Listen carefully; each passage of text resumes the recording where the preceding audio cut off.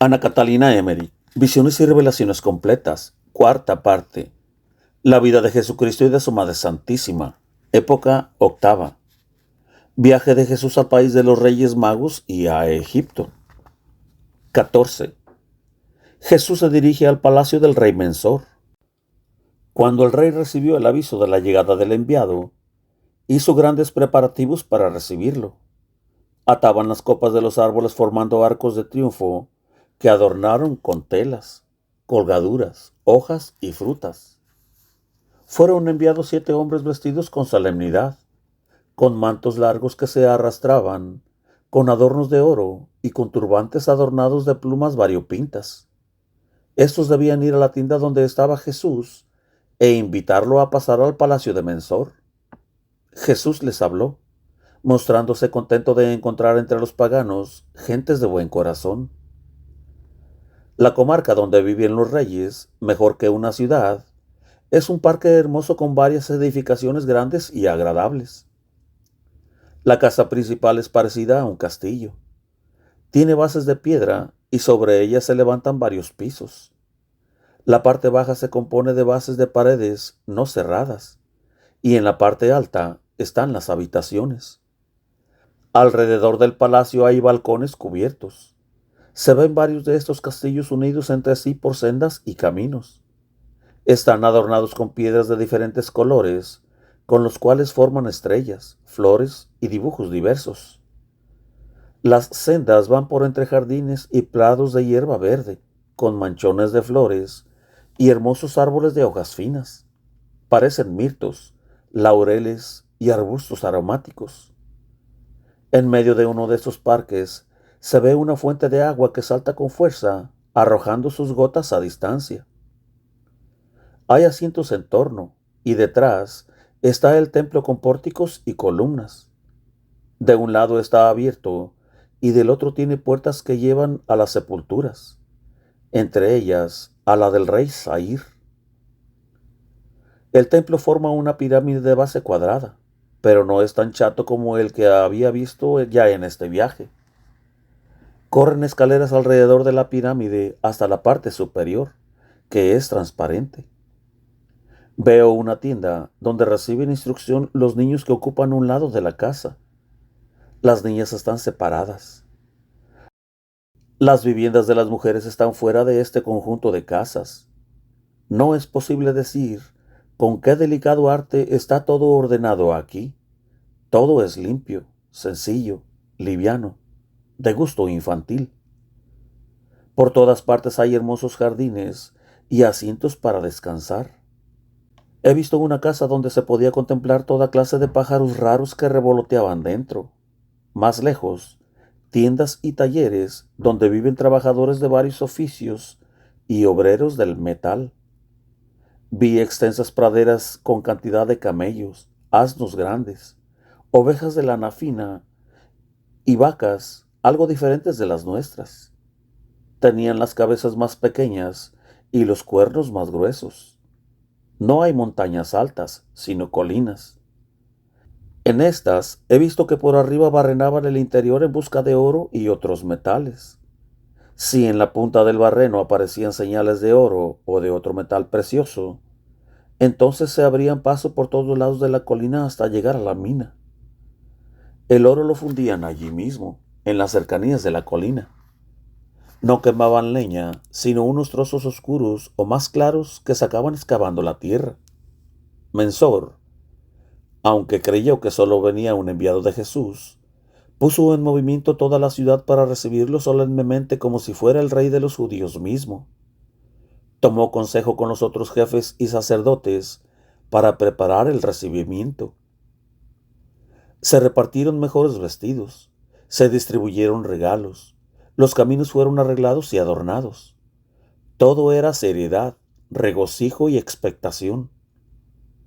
Mensor venía al encuentro de Jesús montado en un camello ricamente enjaezado, que llevaba recipientes como cajones a ambos lados, con un séquito de 20 hombres de los más nobles del país, algunos de los cuales le habían acompañado en el viaje a Palestina hacía 33 años. Jesús iba con sus 3 jóvenes y los 7 mensajeros enviados antes. La comitiva de Mensor cantó una melodía triste, aunque solemne, con la que habían cantado la noche que salieron para Belén.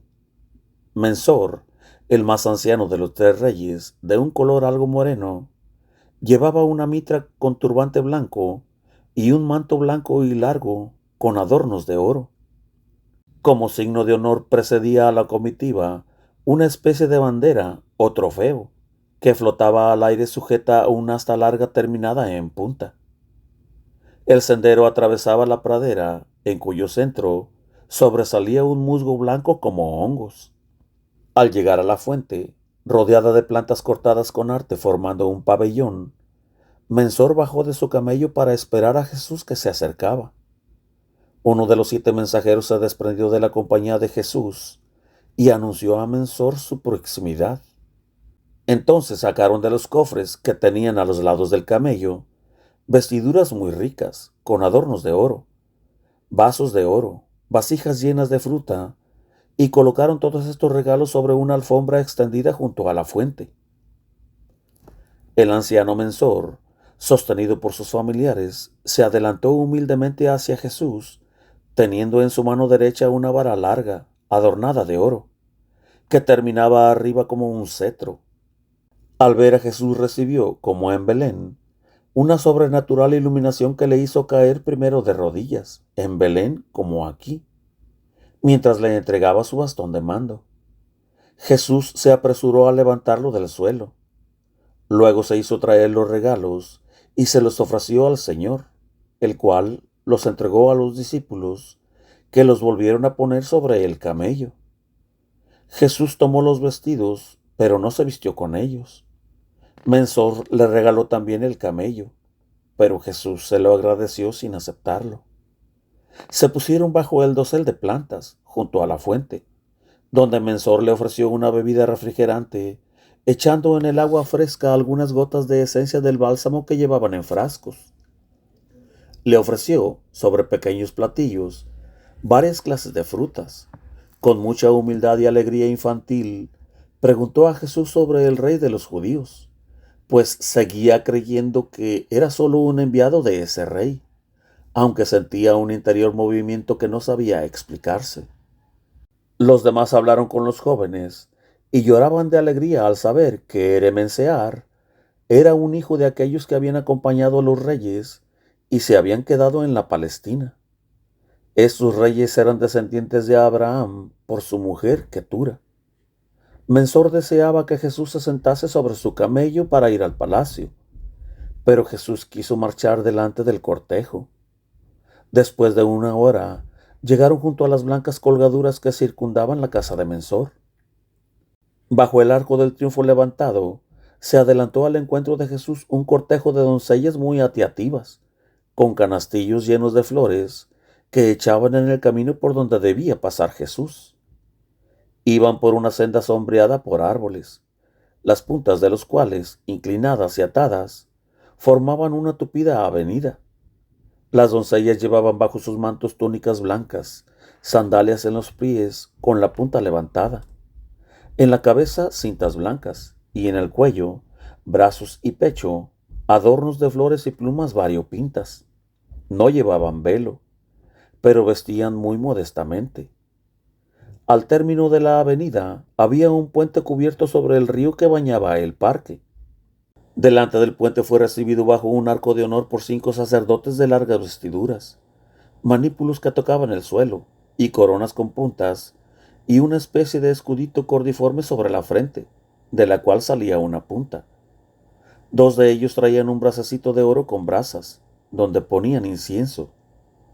Al llegar junto a Jesús, recogieron sus mantos largos, que hasta entonces los sostenían los criados, y acompañaron al Señor, que marchaba sereno en medio de ellos, como el Domingo de Ramos. A través del jardín, bien dividido en parques, con flores y plantas, y regado con arroyuelos por todas partes, se llegaba a otro puente cubierto. Las plantas estaban cortadas en forma tal que parecían animales y hasta figuras de hombres. Estos parques estaban rodeados por árboles altos y adentro contenían arbustos, flores, bancos y sitios de recreo. Después del segundo puente, se llegaba al centro del parque, donde había una fuente con techumbre de pieles sostenida por columnas, y enfrente de esta islita, rodeada de arroyuelos, estaba la gran tienda del rey. Cuando Jesús pasó al segundo puente, fue recibido por niños que tocaban flautas y tamboriles, los cuales tenían sus habitaciones en largas tiendas a derecha e izquierda del parque. Estos jóvenes eran como guardias de honor. Se turnaban en la vigilancia. Llevaban espadines, gorras de plumas y colgaduras a los lados, entre las cuales distinguí la forma de una media luna.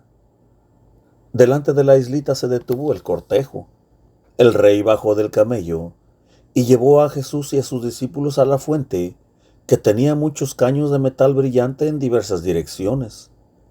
Cuando se abrían esos caños, salía el agua con fuerza a gran distancia, regando los prados. En torno de esta fuente había asientos. Los jóvenes lavaron los pies a Jesús y Jesús a ellos. Había un pasadizo cubierto que llevaba a la tienda real de Mensor y de Teoqueno. De un lado estaba el templo, que era una pirámide rectangular, algo más abajo que la tienda real. En el templo estaban las tumbas de los reyes difuntos, y en torno corrían escaleras descubiertas que llevaban hasta la cúspide transparente. Entre el templo y la fuente de la isleta estaba el fuego sagrado que conservaban en una excavación cubierta con una semiesfera terminada en una figura con una banderilla en la mano. Este fuego lo mantenían siempre encendido. Se veían las llamas, que no salían fuera del borde. Los sacerdotes lo mantenían echando, creo, carbones que extraían de la tierra. El palacio tenía varios pisos. La parte inferior, que contenía árboles, jardines y paseos, servía de recreo a Teoqueno, que ya no podía andar. Había escaleras cubiertas que iban a los diversos pisos. Las ventanas estaban sin orden simétrico. Adornaban el techo banderitas, estrellas y lunas. Después de un descanso junto a la fuente, llevaron a Jesús al palacio, a una sala espaciosa, de forma octagonal, con una columna de sostén en medio. En derredor de esta columna había placas redondas, unas sobre otras, para depositar sobre ellas diversos objetos. Las paredes estaban cubiertas de tapices con figuras de flores y de niños con copas en las manos. El piso estaba cubierto de alfombras. El Señor se hizo conducir a donde estaba Teoqueno, que vivía en la parte inferior. Descansaba sobre almohadones, y luego tomó parte en la comida, donde se veían fuentes y recipientes muy hermosos. Los alimentos los traían ordenados en forma artística. Los vasos eran de oro. Entre las frutas había una gruesa y amarilla coronada de hojitas. Los panales eran grandes. Jesús comió solo pan y algunas frutas, y bebió en un vaso que no se había usado nunca. Lo veo ahora comer en medio de gente pagana, cosa que no solía hacer. Después lo vi enseñando todo el día. Solo de tanto en tanto tomaba algún alimento. Enseñó durante la comida, y al fin dijo que no era el enviado del rey, sino el Mesías mismo. Todos se echaron al suelo llenos de reverencia, llorando de emoción. Mensor, especialmente, no sabía contener sus lágrimas de alegría y de admiración al ver que el Mesías se había dignado venir hasta ellos. Jesús declaró que había venido tanto para los judíos como para los paganos, para todos aquellos que quisieran creer en él. Pensaban que era el tiempo de dejar su país y seguirle a la Judea. Jesús le dijo que su reino no era temporal, que aquellos se escandalizarían al saber cómo lo tratarían y que los judíos lo matarían en Palestina. Ellos no podían comprenderlo y le preguntaron cómo era que había tantas gentes malas a las cuales les va bien y tantos buenos que tienen mucho que sufrir. Les contestó que los que tienen su contento aquí tendrán que rendir estrecha cuenta, y que esta vida no era para gozar, sino de expiación. Los reyes sabían de Abraham y de David, y como Jesús hablase de su genealogía, Trajeron escritos antiguos para examinar si no tenían ellos también parte en esa genealogía. Estos escritos eran como pizarras que se desenrollaban en zigzag, unas después de otras, como un álbum de paisajes. Parecían ingenuos como niños y querían hacer todo lo que Jesús decía. Sabían que a Abraham se le había ordenado la circuncisión y preguntaban si también ellos debían someterse a ella. Jesús les contestó que ya no era necesario, puesto que ya ellos habían cortado sus pasiones malas y que siguiesen haciéndolo. Conocían el sacrificio de Melquisedec de pan y vino. Dijeron que ellos tenían un sacrificio de pan y de una bebida verdosa, sobre los cuales decían unas palabras como: quien me come y es bueno, tenga toda felicidad. Jesús les dijo que el sacrificio de Melquisedec era un símbolo de otro sacrificio santo y que él era ese sacrificio. Añadió que ellos tenían apenas algunas formas de la verdad, y aún éstas mezcladas con las mentiras del reino de las tinieblas. La noche anterior a la llegada de Jesús y las siguientes se iluminaban todos los caminos que llevaban al palacio real y hasta muy lejos. Encima de palos largos había esferas luminosas y transparentes, y sobre cada una de estas había una estrella luminosa.